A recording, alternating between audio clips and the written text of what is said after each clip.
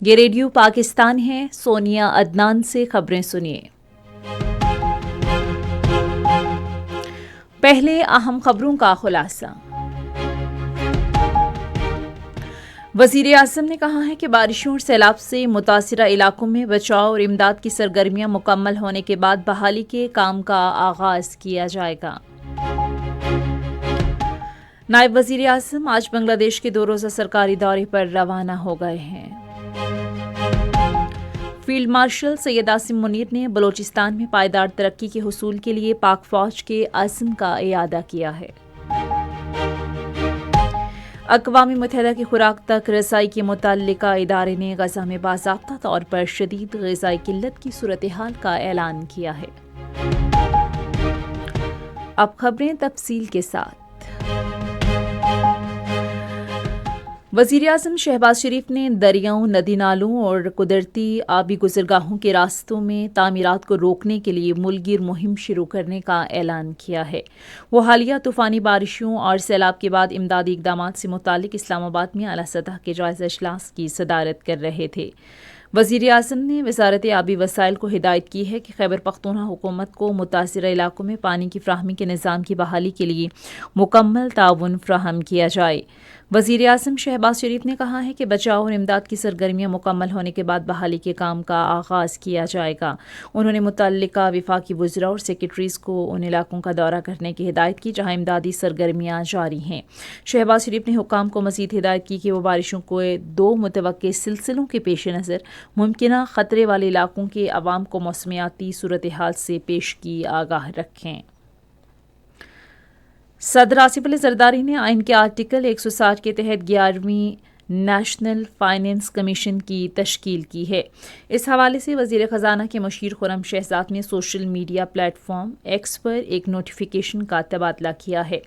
وزیر خزانہ کمیشن کے سربراہ ہوں گے جبکہ 4 صوبائی وزرائے خزانہ اور نامزد ماہرین اس کے ارکان ہوں گے۔ کمیشن وفاقی محصولات کی تقسیم، گرانٹس مختص کرنے اور قومی ترقیاتی منصوبوں کی لاگت میں اشتراک کا طریقہ کار طے کرنے کے لیے سفارشات دینے کا ذمہ دار ہوگا۔ نائب وزیر اعظم اسحاق ڈار آج بنگلہ دیش کے تاریخی دورے پر روانہ ہو گئے ہیں۔ وہ ڈھاکہ میں بنگلہ دیش کے رہنماؤں سے اہم ملاقاتیں کریں گے۔ یہ دورہ پاکستان اور بنگلہ دیش کے درمیان تعلقات میں ایک اہم سنگ میل ہے کیونکہ پاکستان کے وزیر خارجہ 13 سال کے عرصے کے بعد بنگلہ دیش کا دورہ کر رہے ہیں۔ بری فوج کے سربراہ فیلڈ مارشل سید عاصم منیر نے پاک فوج کے امن، خوشحالی اور پائیدار ترقی کے حصول میں بلوچستان کے عوام کے ساتھ کھڑے ہونے کے عزم کا اعادہ کیا ہے۔ تربت میں اپنے دورے میں انہوں نے وزیر اعلیٰ بلوچستان اور سول انتظامیہ کے نمائندوں کے ساتھ بات چیت کی۔ ان سے گفتگو کرتے ہوئے انہوں نے اچھے نظم و نسق، بنیادی ڈھانچے کی ترقی اور عوام پر مبنی ترقی کی اہمیت پر زور دیا ہے۔